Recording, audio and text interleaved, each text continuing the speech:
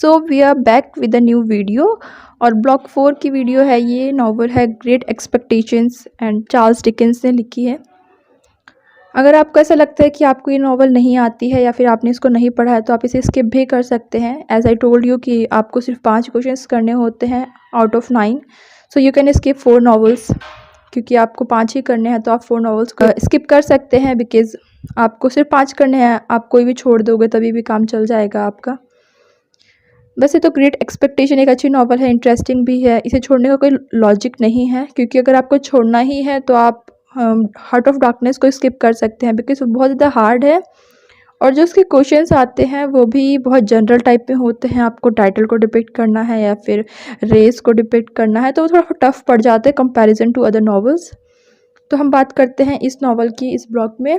तो question number जो 1 है वो बोला गया है, trace the elements of a fairy tales used and reinvented in Great expectation.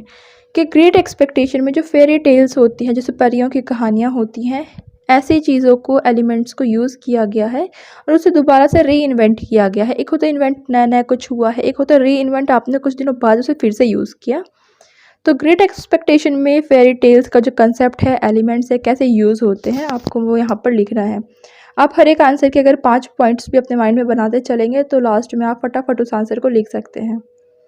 Question number 2 है, can Great Expectations be seen as a bildungsroman elaborate. तो bildungsroman क्या होता है, एक ऐसी नॉवल जो किसी भी जो मेन कैरेक्टर होता है उसकी साइकोलॉजिकल या फिर मेंटल ग्रोथ को शो करें। जैसे कि अगर आपने कलर पर्पल पढ़ी है, ऑब्वियसली आप सबने पढ़ी है कलर पर्पल, नहीं भी पढ़ी तो कोई प्रॉब्लम नहीं है। इसका मतलब होता है जैसे कि जो कैरेक्टर है नॉवल के स्टार्टिंग में, उस कैरेक्टर का जो साइकोलॉजिकल माइंड था, जो मेंटल उसका लेवल था, वो बहुत छोटा सा था, वो बहुत ज़्यादा सबवर्सिव था, एकदम दबा दबा रहता था। और धीरे धीरे जो उसका कैरेक्टर है वो नॉवल के टूवर्ड्स, जैसे बिगनिंग होती है, फिर मिडिल, फिर एंड, जो फिर जैसे नॉवल बढ़ती है वैसे वैसे जो कैरेक्टर का मेंटल लेवल होता है, बॉडी के साथ साथ उसका जो साइकोलॉजिकल और मेंटल ग्रोथ हो रही है वो भी बढ़ती है। और नॉवल के एंड में जो कैरेक्टर है वो एक फुल्ली मैच्योर पर्सन बन जाता है। ऐसे नॉवल्स को बोलते हैं बिल्डिंग्स रोमन। तो आपको बताना है कि जो ग्रेट एक्सपेक्टेशन है क्या वो एक ऐसी नॉवल है या नहीं है, इलैबोरेट करना है। देन क्वेश्चन नंबर 3 है, discuss the abundant use of Christian symbols of evil with regard of Heathcliff. कि जो क्रिश्चियन सिंबल्स यूज़ किए गए हैं, symbols of evil, Christian symbols of evil, वो बहुत ज़्यादा यूज़ करे गए हैं और आपको हेथक्लिफ के कैरेक्टर को दिखाना है in the novel great expectation. इस पर आप हेथक्लिफ के कैरेक्टर को एनालाइज कर सकते हैं सिंपली। देन क्वेश्चन नंबर 4 पूछा गया है, analyse the juxtaposition of crime and respectability in Great expectation.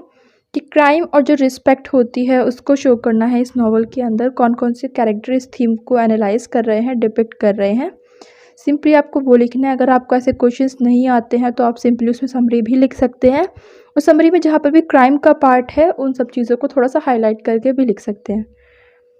Then question number 5 है, identify the fairy tale element in Great Expectation. ये क्वेश्चन अगर आप देखेंगे तो क्वेश्चन नंबर 1 से रिपीट हुआ है फिर से। ऐसा नहीं है कि मैंने खुद लिखा है, ये लास्ट ईयर आए होंगे, 2 बार रिपीट हुआ होगा ये क्वेश्चन, इसलिए मैंने यहाँ पे लिख दिया है।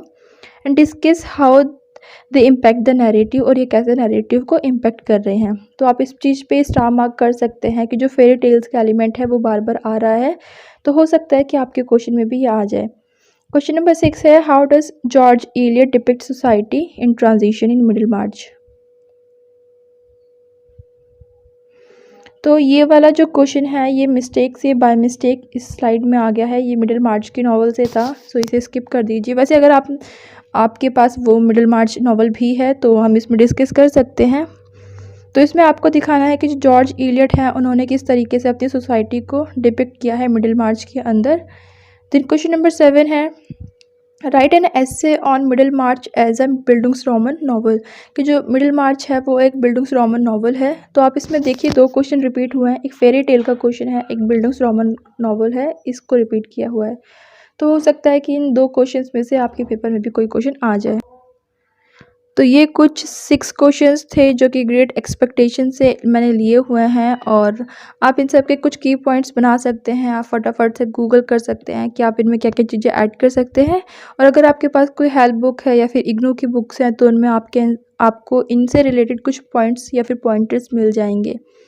तो नेक्स्ट वीडियो जो होगी वो मैं बनाऊंगी मिडिल मार्च के ऊपर। जो क्वेश्चन मैंने यहाँ पे डिस्कस कर दिया था वो हम वहाँ पे डिस्कस कर लेंगे एक बार फिर से, क्योंकि ये क्वेश्चन मैंने यहाँ पे गलती से लिख दिया था टाइप करते टाइम। सो आप अपने टाइप को अच्छे से इन्वेस्ट करिए, थोड़ा सा पढ़ लीजिए, और जो क्वेश्चंस नहीं आते हैं जस्ट गूगल इट, गूगल पे आपको ज़रूर मिल जाएगा। Okay, bye bye, see you in a next video जो कि मिडिल मार्च पे होगी।